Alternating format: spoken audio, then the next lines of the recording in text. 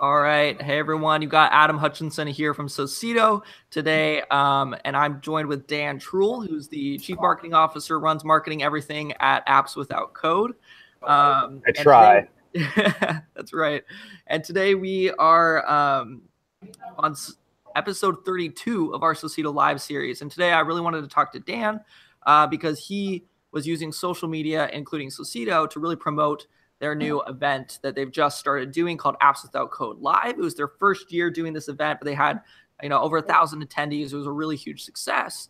And of course, we've worked with Apps Without Code in the past. They're great organizations. So Dan, why don't you start by just telling us a little bit about what Apps Without Code does, what you're doing there, and what this event was all about? Yeah, cool. Thanks, Adam. Thanks for having me on today. So Apps Without Code is basically, we like to think of it as sort of a business school for your startup idea. What we do is we help non-technical entrepreneurs specifically build apps, launch their startups, and really market their ideas as well, all without writing a line of code. On a budget. We're definitely in the trenches there with like scrappy startup entrepreneurs, people who are, maybe working on their own idea, maybe they're working 9 to 5 and, launching a side hustle, that sort of thing. But we really, our focus is on helping non-technical entrepreneurs build apps and launch startups. So, in my day-to-day, I'm working on, getting the word out, building up buzz, generating new leads. We run a 12-week boot camp program, which is sort of like our signature offering. And so, we launched, as you mentioned, Apps Without Code Live. This was the first year virtual conference, all online, that we did this year, and really had great success. So we're excited about it. That's awesome. Now, I know, when you're launching a brand new event, trying to gain awareness for it, but also drive registrations, also just help people understand what it is, it can be a little bit daunting. So I know social media was a core piece of your strategy. What are some ways that you're using social to promote the event? Yeah, for sure. So we definitely leaned heavily on social and promoting the conference. We did a number of different things, and in some ways we kind of took cues from what we were doing already on social, and it worked out pretty well for us. One thing I would say that we did was upfront we forged some really cool important partnerships with marketing partners, companies like Socedo that sponsored the event. And we worked with them to provide them with promotional content that they could share, via their own social channels. We gave, swipe copy, marketing copy and images, graphics that people could use to market to their lists, and promote via social. So partnerships were a big part of that. We also partnered with a number of entrepreneurship centers, at major colleges and universities around the country to get the word out that way. And did the same thing with the marketing partners there. We provided them with all the copy and the graphics that they needed to do social promotion on their own. We also worked with them on like timetables and scheduling, so that we could, really be coordinating in one kind of concerted effort.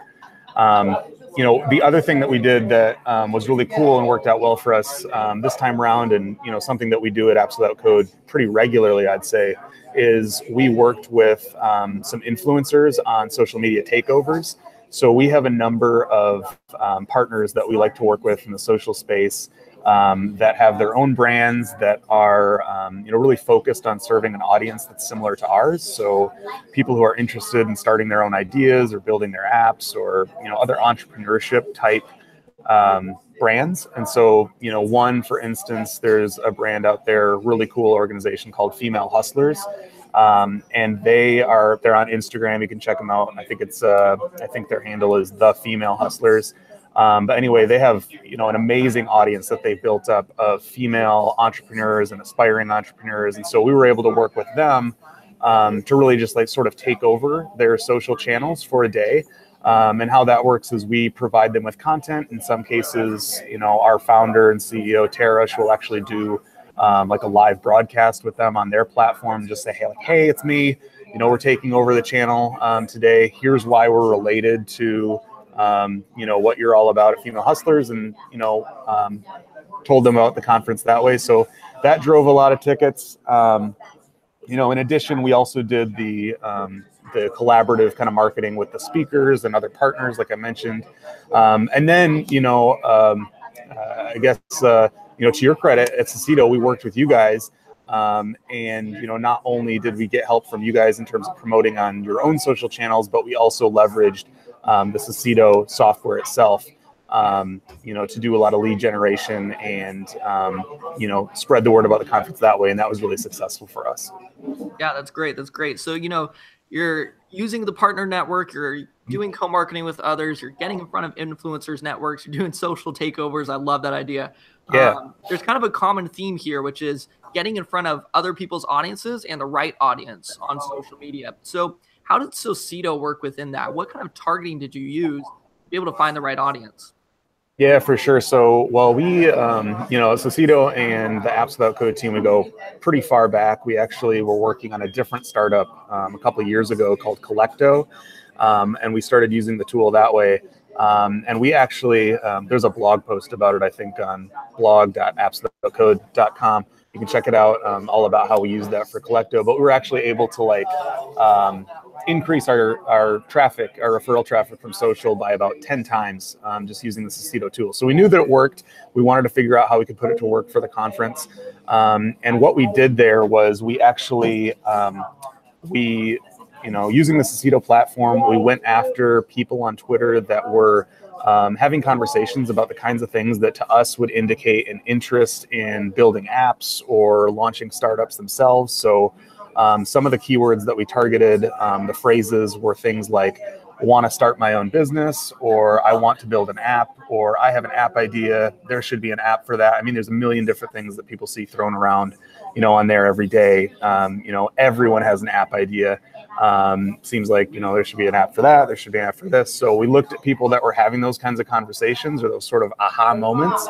And then we use Socedo to, follow those people, like their posts, and then send a DM to those that followed us back, letting them know about the conference, engaging with them that way. Like, hey, we saw that you're interested in building an app maybe, or, you've got your own business idea. We'd love to help you get that off the ground at the conference. And so it was tremendously valuable for us to do that. And, I think the advantage of a platform like Socedo and helping us do that is that, like you said, we're getting in front of, not just, people that are necessarily cold leads. These are people that are, already warm. They're, already primed for the kind of offering that we're giving them, just based on the fact that we've already seen them take that kind of like active intent and interest in the topic. Yeah, and what you guys really honed in on is the fact that startup founders, entrepreneurs tend to really like to talk about these things online. And Yes. it's not just unique to that audience, but especially you guys really tapped into that with your Socedo campaigns. Your keywords were really just, I have an app idea. I want to start a startup, right? So it really doesn't have to be too complicated. It's kind of like that real, like you said, that intent that someone already has. You're connecting with them. And I know you were able to drive a handful of registrations just straight from direct messages. Is that correct? Yeah, for sure. I think, we really turned it on in the last couple of weeks before the conference. And, we definitely saw a lot of signups come through, just from Socedo alone, which was awesome. The other thing that's super valuable for us is just, in terms of generating awareness that way, we're able to get our message out in front of an audience that, otherwise they'd never, hear of us. They wouldn't know who, Apps Without Code was. And, it's just a really cool way to, kind of slide in a reference to your brand that's, really not, it's not in your face. It's not super intrusive. People are already talking about this stuff. It's a lot easier to, step in midway through a conversation and say like, hey, I see you're already talking about launching a business or, building your own app. How can we help you do that? I would much rather do that any day than, just show up like a cold call or just knock on someone's door and be like, hey, let me talk to you about us. No one wants that. So that's exactly right. Yeah. Social media is all about kind of jumping into the conversations that are already happening. Yeah, for sure.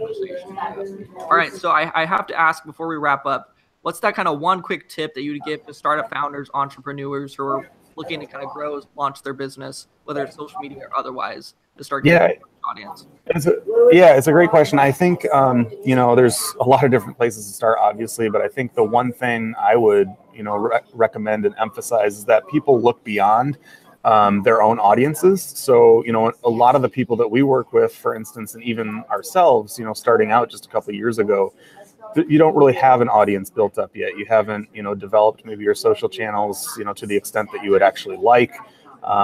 You haven't built up, your followers, your fans, to the extent that you want. And so really, being able to make those partnerships, those connections with other people that have already, done the hard work and the legwork of building an audience, and then figuring out, how can we get in front of, their audience in a way that, feels right and natural for our brand, but also feels right and natural for those partners. So, I just really emphasize people to think outside the box, and,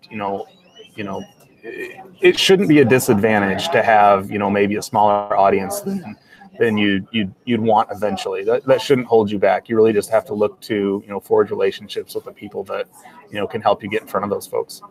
Love it. All right. Well, Dan, thanks so much for joining us today. Apps Without Code, in addition to the event, in addition to the boot camp, they also have a lot of resources around startup growth, startup marketing, startup sales. So go check them out online, as well as just getting your app up and off the ground. And if you're interested to learn a little bit more about how Dan did his marketing around the event to drive leads from social media, you can check us out at Socedo.com, or just get in touch with me at adam@Socedo.com. And I think that's about it. Thanks so much for joining us, Dan. Cool. Thank you so much, Adam. Great. Thanks, everyone. Take care. Cool. All right. Well,